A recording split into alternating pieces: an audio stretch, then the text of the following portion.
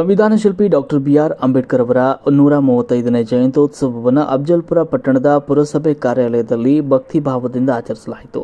ಈ ಸಂದರ್ಭದಲ್ಲಿ ಅಂಬೇಡ್ಕರ್ ಅವರ ಭಾವಚಿತ್ರಕ್ಕೆ ಪೂಜೆ ಸಲ್ಲಿಸಿ ಪುಷ್ಪಾರ್ಚನೆ ಮಾಡುವ ಮೂಲಕ ಗೌರವ ನಮನ ಸಲ್ಲಿಸಲಾಯಿತು.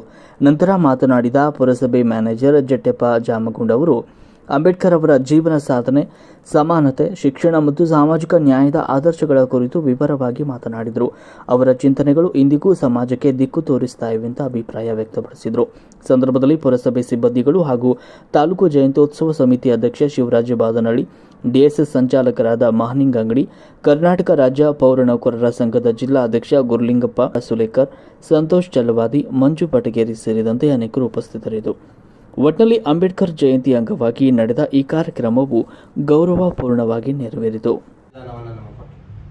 ಇಡೀ ಇವತ್ತು ದೇಶವನ್ನು ಯಾವ ರೀತಿಯಾಗಿ ನಡೆಸ್ಕೊಂಡು ಹೋಗಬೇಕು, ಯಾವ ರೀತಿಯಾಗಿ ನಾವು ಮುನ್ನಡೆಸಬೇಕು, ಯಾವ ರೀತಿಯಾಗಿ ಬದುಕಬೇಕು, ಎಲ್ಲ ಸಮುದಾಯದವರಿಗೆ, ಎಲ್ಲ ವರ್ಗದವರಿಗೆ ಸಮಾನತೆ ಹಕ್ಕು, ಎಷ್ಟು ಎಲ್ಲ ಹಕ್ಕುಗಳನ್ನು ಕೊಟ್ಟಿದ್ದಾರೆ.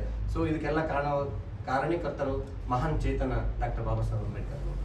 ಭಾರತ ರತ್ನ ಡಾಕ್ಟರ್ ಬಾಬಾ ಸಾಹೇಬ್ ಅಂಬೇಡ್ಕರ್ ಅವರು ಪ್ರತಿಯೊಂದು ಸಮಾಜದ ಕಟ್ಟಕಡೆಯ ವ್ಯಕ್ತಿಯೂ ಕೂಡ ನ್ಯಾಯವನ್ನು ಒದಗಿಸಿಕೊಟ್ರು. ಇವತ್ತು ನಾವು ಅವರು ಬರೆದಿರ್ತಕ್ಕಂಥ ಪುಸ್ತಕಗಳೆಷ್ಟು, ಅವರ ಜ್ಞಾನ, ಅವರ ತತ್ವ ಸಿದ್ಧಾಂತಗಳು, ಇವತ್ತು ನಾವೆಲ್ಲ ಡಾಕ್ಟರ್ ಬಾಬಾ ಸಾಹೇಬ್ ಅಂಬೇಡ್ಕರ್ ಅವರ ಅನುಯಾಯಿಗಳಾಗಬೇಕಾಗಿದೆ. ನಾವು ಕೇವಲ ಪೂಜೆ ಮಾಡಿದರೆ ಅದನ್ನು ಕಾರ್ಯರೂಪಕ್ಕೆ ತರಬೇಕಾಗಿದೆ. ಅವ್ರ ಚಿಂತನೆಗಳು, ಅವ್ರು ಕಂಡಂತ ಕನಸು ನನಸಾಗಬೇಕಾಗಿದೆ. ಆ ಕನಸು ನನಸಾಗಬೇಕಂದ್ರೆ ನಾವೆಲ್ಲ ಡಾಕ್ಟರ್ ಬಾಬಾ ಸಾಹೇಬ್ ಅಂಬೇಡ್ಕರ್ ಅವರ ತತ್ವ ಸಿದ್ಧಾಂತಗಳನ್ನು ನಾವು ಮೈಗೂಡಿಸ್ಕೋಬೇಕಾಗಿದೆ.